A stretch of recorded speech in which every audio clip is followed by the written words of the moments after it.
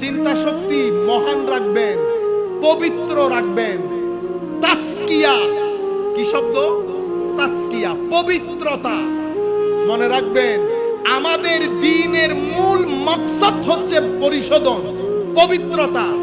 মাওলা পেটে সবকিছু দেয়া যাবে কোনা? কি দেব? পবিত্র জিনিস। চোখে সবকিছু দেখা যাবে না, কি দেখবো? পবিত্র জিনিস। মুখে সবকিছু, সব জায়গার মধ্যে পবিত্রতা। আমার নবীর তালিমাতের মধ্যে অন্যতম তালিম হচ্ছে পবিত্রতা। সুতরাং যখনই কোনো কাজ করতে যাবেন, দুইটা জিনিস মাথার ভিতরে রাখবেন। এই কাজ আপনার কবরের জীবনকে অন্ধকার করবে না আলোকিত করবে?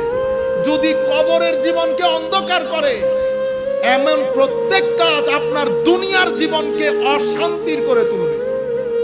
আপনি কখনো মনে করবেন না কবরের জীবন অন্ধকার কিন্তু পৃথিবীর শান্তি। এটা হয় না আমার ভাইয়েরা।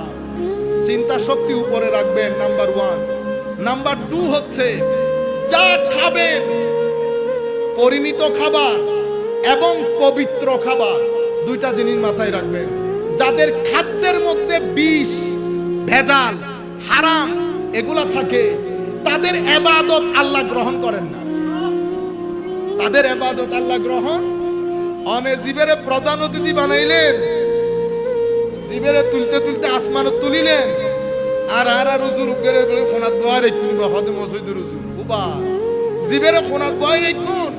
অনর মজলিস উম্মিতে রহমত আইতে ফোনার মানুষই বেল্লাই।